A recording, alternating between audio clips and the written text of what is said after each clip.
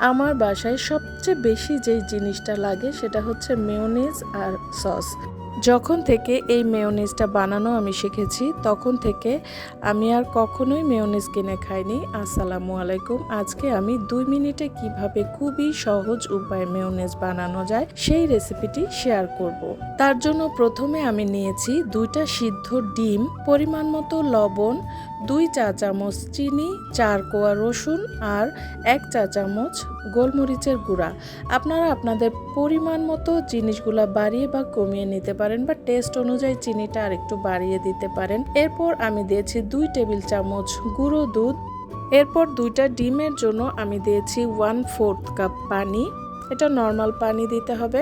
এরপর দিয়ে দিচ্ছি একটা লেবুর রস। এখানে লেবুটা একটু বড় ছিল। এরপর আমি দিয়ে দিলাম আমার বানানো চিলি সস। এই চিলি সসের রেসিপিটা আমার ইউটিউব চ্যানেলে আছে, আপনারা চাইলে দেখে আসতে পারেন।